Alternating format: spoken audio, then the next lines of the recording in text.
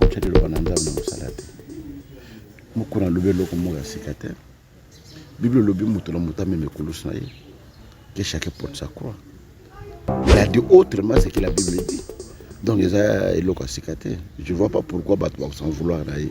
Battre belle ba negi ba kanzi que pasteur dans sa solution. Voilà pourquoi battre azali ko penga. Voilà pourquoi battre azali ko sala makamususu. Parce que tambola de l'église non passer la petite solution te ou la petite solution za Yesu. Biso za ka ba intermédiaire na ye na bondeli. Nzambe o etrela nzambe lokola yo moko pe ko bondela. Nzambe oyoka yo yanda yo. Mais le senga nyoso le biti pasteur a sengela yo senga oyo linga nzambe na kosa. Voilà c'est tout. Il n'y a pas une gravité là-bas. Tout ça basali na nzambe na kishasa ata ba 50 000 hein. Ce bateau va dire c'est basali 3. Ce vous 3 divisé par 50 000. Le pourcentage à 0,00000 sur combien? C'est-à-dire que ça a mon qui est collègue. Et ça pour les réseaux sociaux, bangali ça makambo. Sur tes gouttes d'eau, oh il faut chango kutatakate. Et puis makambo sikate peut-être makambo. Et les kanango. Le parce que les réseaux sociaux bimi, la télévision bimi, vous avez un accès à collègue, ne tout le monde nango. En réalité, sur les canaux télévision, te mutaka wa ibanga zalite. Ce sont des fidélités. Oh yunga personnellement na kocha kanatina na yangote. J'ai été appelé pour annoncer l'évangile, pour que les âmes soient sauvées, mais pas pour les fidélités. Parce que si on a le béli, on va gagner le alors, Moutoura Moutabi, Nenenzama Benga et Lokuna Salaka de Bosson Zambena.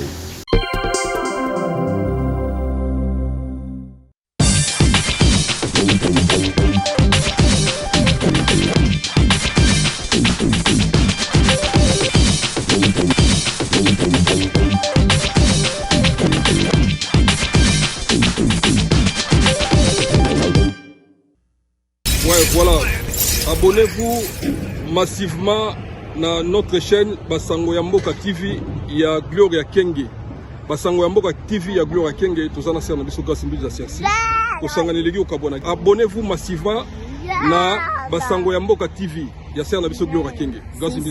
Abonnez-vous parce que nous déjà abonné quoi. Donc vous pouvez pas abonner le quoi grâce à Sexy. Voilà, merci. Grâce à Sexy. Si. Toujours. Voilà, t'es dit moi la quoi ce soir. Bonjour, bienvenue sur notre chaîne Basango Mboka Télévision. Ils sont bien journalistes Gloria Kenge. Il y a précisément la résidence, il y a pasteur Kiziamina Kibila. Il y a sur Bokozata et Kolandaye. Dans l'actualité, nous sommes les Kanamboka Nabiso et surtout beaucoup plus dans la ville province Kinshasa. Bonjour pasteur. Bonjour. Na sepeli ko yamba mkwalo na bili na biso Basango Mboka Télévision sali biso esengo mingi. Na sepeli pe na ndenge boye poto sala émission na bino mikolo ebele pasteur. Na bi ke bana nzambe ebele bandeko ebele baza na besoin ya koyoka mbiyano ya mituna na bango. Tokobana na prière comme ça to débuter émission na biso. Nzambe totondi yo topesi mokolo lelo, topesi biso pema obateli biso. Ebele bazo mokolo lelo te mais osali biso ngolo to futi lokote. Bambula moko na moko esika zali bo bazali kolanda biso bandako ba moboto na biso na kombo na Yesu. Amen. Amen. Pasteur, tout en Angambuya, Assemblée nationale, député Single Poulou, a insisté toujours na loi ya congolité. Oui, bengami bongo zoma ki bongo pa mona mboka Noël Chani. Yekuta sili ko kende musika lobi. Moutoua a postulé en 2023 en tant que président de la République. Il faut que les parents et moi sinaye basent d'origine congolaise. Par là, au Kolobani. Non, c'est une fausseté des choses. Moi, je pense qu'aujourd'hui, Malouba a créé une route. C'est pas ça là déjà pas pour moi.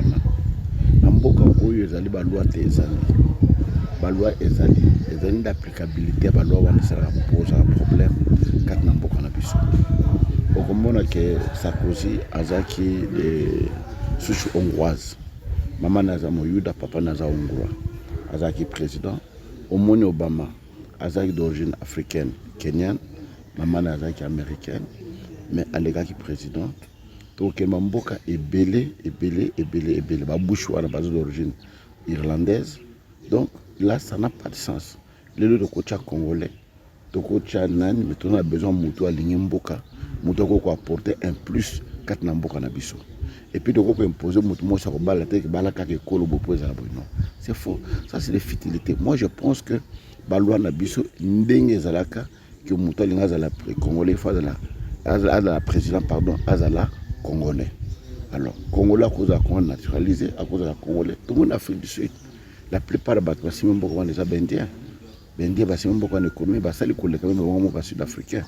Alors moi je pense aujourd'hui tout est au créer ba germe ya conflit na mboka na biso ndenge ezali na Côte d'Ivoire et ya okomisa makambo ebele to ça la loi ndenge ezali impartial ça reviser mutu et ça peut impersonnel pour que mboka na biso kele boso pour que mboka na biso kele boso tozokoba kosekokoba na pasteur Kiviamina kotala na ngambu na kambo etali social population zolela pasi leki souffrance leki.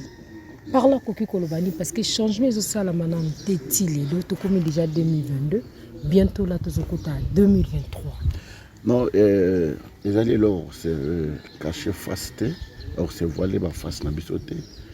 C'est vrai qu'il passe dans ma casse dans beaucoup na biso. Ça qui a fait comme 170 000 dollars, 170 000 francs congolais. Et ça qui m'a fait 250 000. Mais fonctionnaire a gagné à 200 000, 300 000.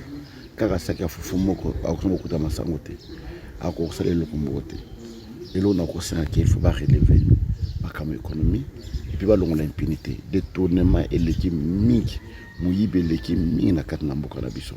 Je pense que bande ko ba sala loi il faut pas sala loi moko ya ma cam etali ndengwana ndenge za ba mboka mosusu ceux qui muta détourner mbongo ba botele biloko noso azongisi mbongo wana ba interdire ye bana na ye ba ko sa na fonction publique. Alors, wana ndé ko pesa mutu ko banga ko tambola malamu mais o bakangi mutu lelo lo batiki bakangi modelo lo batiki bakangi modelo lo batiki mutu sa kozwa go d'ailleurs na yoka mutu moko lo baké ngaso na ibina ngata 20 millions ata 15 millions ba ko ngata 10 ans na prison na ovana nanga parce que cela da rappel di banda mbongo wana pena lingana zona nga ngote simi na vana nanga alors mais ceux qui ba loi na bise ezali makasi pe toujours la nanga toujours appliquer ngo makambo nyonso oyo tozomona kozala te parce que bambongo nyonso ezobunga oyo bazoyiba oyo bazokodetourne ekoka kosoulage ata moke mpasi ya congolais ekoki kosoulage ata moke mpasi ya congolais mais na ngambu ya mwana mboka Gilles Alengeti po aza bongo mokonzi kuna na IGF baaccusation ezozala mingi suite ya badetournement mais tomona kaka basite kombo babare sujet wana basite kombo babare sujet wana parlo koki koloba nini yango tolobi te tolobi ke impunité wana nde yango ezosala ke mboka ekoma esika ezali alingi ete azali juge te alingi ete azali na ye ka mosambisi pe te ye aconstate aye kopesa bino bazuzi bosambisa botala likambo ezali ndenge nini mais suivi makambo ezali te soki nga nazala na place alingi ete mbele na démissionné na ngai parce que ça ne sert pas ememanga na baconflit na bato na dénonçaka bato mais bato ngo basala bango eloko te ngai na place na ndenge na démissionné atikilanga parce que ça ne sert à rien parce que azosala mosala mpona azokodépense mayele na ye pour rien na équipe na ye yango tolingi ke baapplicabilité ezala makambo nyonso bazali komona babengi moto wana basambisi si la raison batiki so azana tort bakangi azongisi mbongo wana esungi mboka na biso kotala esuna ngambu ya UDPS tomoni bamilitant ya UDPS basili bon kotelema dernièrement kutu mwana mboka fils mokoko alobelaki yango ils ont risqué l'élection 2023 babwakela biso mabanga parce que o nyonso topesaki comme projet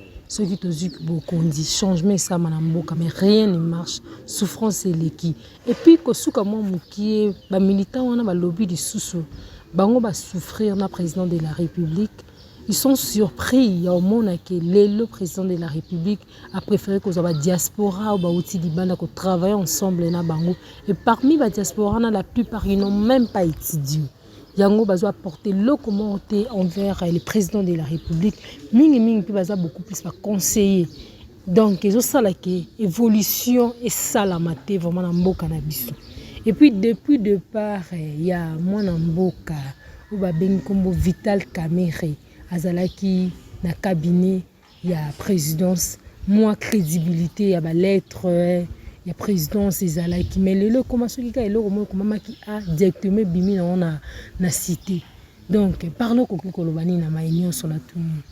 Non, la première des choses bandeko na biso ya diaspora badecevoir biso makasi koleka oyebi biso ntango tozokende poto ezalaki mpasi tosala ta mosala ya nzambe bandeko ya diaspora baza koluka biso lokola banyama na kati na zamba lokola biso baoyo toza kolala mbeto moko na président Kabila biso bato toza kogere mbongo ya Kabila bamiyibi boye na boye tout ça alors tomonaki ntango bandeko ya diaspora baye toloba bon bango lokola bavandi na poto bayebi makambo ndenge etambolaka bayebi social ya poto ndenge ezalaka balobi justice ya poto ndenge ezalaka bayebi infrastructure ya poto ndenge ezalaka ntango baye bakosonga mboka na biso tobima na kati na libulu oyo toza na yango mais bango baye kosala le pire oyo même biso bato tozali na kati na mboka toyeba kosala te je pense ezali mabe te bato ebele bakanisaki soki oza na kati ya parti na yo okokritike parti te il faut ndimango non ça ne fait pas avancer les choses même na kati ya ndako bacontradiction balobaka au choc de Dieu jaillit la lumière bacontradiction wana il faut boye étudier yango boyeba mpona nini ezali ndenge ekozala makambo ndeko moko kaloba ezali ya solo tozomona ebele ya bacombattante lelo eloko moko echange te baoyo baza komela bagaz lacrymogène baza kobetama kozokisa kokota baprison makambo nyonso lelo il se trouve nulle part mais toujours est-il que bon c'est un début pour eux totala ndenge nzambe akosonga nde tokobimela kati na libulu wana na kati ya carcan oyo tozali makambo ekokende liboso batiakaka elikya mais toza déçu complètement de bandeko na biso ya diaspora. Parlons sur l'opération Zéro Trou, la ville-province de Kinshasa. Rien ne marche. Et surtout beaucoup plus, population, il y a fait comme MAF.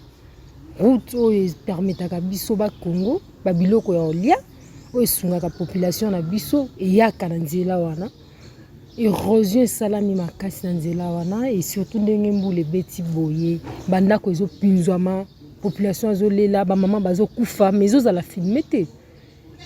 Tomekaki koleka wana na caméraman na ngai tomoni vraiment population za na souci et puis ils ont risqué pour na biso population ya Kinshasa tozanga moya kolia parce que route wana nde memela biso biloko kolia mais kotambo na ville province Kinshasa mobimba kotala opération Zéro Trou et simbito pasteur. Non, la preuve ezanga moko témoignage monene so ile bosse église nanga to kwa koleka wana te libulu moko sam na kapela wana bana baya kobwaka mabanga ti lelo ezaka place wana je pense que opération Zéro Trou ezana musika esimba eza musika donc basala makasi peut-être basana volonté on ba moyen ezali te baloko ba moyen wana permettre bango po bayeba kosala musala ndenge sengelami nde dokela bamboka ba permettre mususu batokende ba Cameroun ba Côte d'Ivoire ba Gabon bamboka ebele toki même na face biso Congo Brazzaville okemema wana na Angola okomona ki bamboka wana banzela na bango osoki indépendant na ndenge sengelami lumière ezana kati na nzela courant ezali biso na Congo eloko na zakaka pasi ata eloko basengi ya facilité net mai ezaka neta ba pana biso mai bima na wote na pigeon mai bima te tosoba mai kosomba na loke na fleuve to na ba mai ndili to ba mai ntwengi ba mai ezebele na kata mboka na biso basengi na ba konzi na biso bali ba ko réfléchir sur ba matériel sur makanisi na bango ba se donner pour que ba bimisa biso na libulu tozali basengi na bakonzi na biso pasteur ndenge nini évolution ya église corps du Christ. Corps de Christ dans l'ensemble, c'est un endroit bien. Na ndako mutu moko za malade. Ilongo lo bateke so na ndako mutu moko za malade, batin so malade. Donc corps de Christ d'ensemble, les otambola malade. Corps du Christ ensemble, les otambola malamu. Mais kotala na ngambu ya basali ya Nzambe oyo ekomi lokola lieu ya ba discussion na bango puis ya ba réponse devant bandimi na bango ceux qui azote ya a répondre à msu musala Nzambe akatelaki ningala boye donc ba discussion wana ipa na biso poto ya envers bino poto za solution parle kokolo banini na tamboli ya basala Nzambe et beaucoup plus na ville province Kinshasa et tamboli ya basala Nzambe ni non tous na basala Nzambe na Kinshasa ata ba 50,000 hein. Si bateau va dire bazali 3, si vous 3 divisé par 50,000, le pourcentage est 0,00000 sur combien? C'est-à-dire que ça a mon qui est collègue. Et ça pour les réseaux sociaux, bangali ça makambo. Si tu as goutte d'eau, oh tu peux chango kutataka te. et puis makambo sikate peut-être makambo les kanango lelo parce que les réseaux sociaux bimi ba télévision bimi boudou azana accès à koleka ne tout monango en réalité sur les canaux télévision te mutoko wa ibango azalite ce sont des fidélités au yunga personnellement na ko cha kanatina na yangote j'ai été appelé pour annoncer l'évangile pour que les âmes soient sauvées, mais pas pour des fidélités. Voilà. Parce que si on a lobby les boss, on va gagner le coup. Est-ce qu'il y a un point alors, voilà tout ce que je peux répondre, c'est ça. Mais les homosexuels peuvent cause dans l'église corps du Christ. Même les États-Unis, l'Europe, les homosexuels, mais ils ont abomination. Bible beaucoup changer de nature et basi na binote ben nature na bino beaucoup changer en côté c'est une abomination bato bazali ko sala ndengwana ba benga makina nzambe te parce que na kata ba science na bango ozo tinda bango ba sala makambo ndengwana po bazo mbongo bazo lokumu mais za lokumu pe mbongo ya courte famille ya courte dire ba benga za éphémère za mukie quelque temps après ba oza société alors tant que mbongo wana lelo nzamba bengi o meme lokoni o meme manda côté o meme mbongo te o meme motuka te nyose kotika alors c'est futilité et on a seulement le vanité de vanité toute vanité tant ekoki o baluka nzambe ya solo bakangolama po basala makambo ndenge sengela Tango koki baluka nzambe ya solo bakango ma po basala makambo ndenge sengeli mais kotala isusu le pasteur il faut totanga kombo parce que les gars qui déjà na ba réseaux sociaux mutinyo totala ki le pasteur est mukuna azote ya lobby na ko sambela na sambela pona yo oui na mikumba na ponga na lukelo solution ngana ozata ko sambela pona yo ngana ozata lukelo solution luka makambo na yo moko bisiko utaki nango oyo ko loba pasteur sambela nga nguye zalite tandis que biso bana nzambe bino bato bosa ba pasteur nzamba pona bino tozwa bino lokola bino nde banzambe ya se parce que to pamba makana nzela ya bino tozwa kapi loba nzambe na nzela ya bino tozwa kapi bénédiction na nzela ya bino komona musala nzambe ko telema liboso ya banzimi ebele ko loba maloba bongo par là ko loba ni parce que to komi ko bunga non, parce que Congolais, tu n'as pas de bananzam dans mon salade. Beaucoup de lobby loko moga sikate. Bible lobby mutola mutame mekulusa ye. Que chacun porte sa croix. Il a dit autrement ce que la Bible dit. Donc ils a loko sikate. Je vois pas pourquoi battre sans vouloir d'ailleurs. Battre belle ba negi ba kanzi que pasteur dans sa solution. Voilà pourquoi battre azali ko penga. Voilà pourquoi battre azali ko sala makamususu. Parce que tambola de l'église, non. Parce que la solution, la solution est à Yesu. Bisous à Kaba intermédiaire, na yena bondeli, nzam o etrele nzambe. Donc là, yo moko pe ko bondela, nzam o yo ka yo yana yo. Mais le bi senga nyoso, le bi te pasteur a sengela yo, yo senga o yo linga nzam na pesa. Voilà, c'est tout. Il n'y a pas une gravité là-bas. Ok, d'accord, pasteur.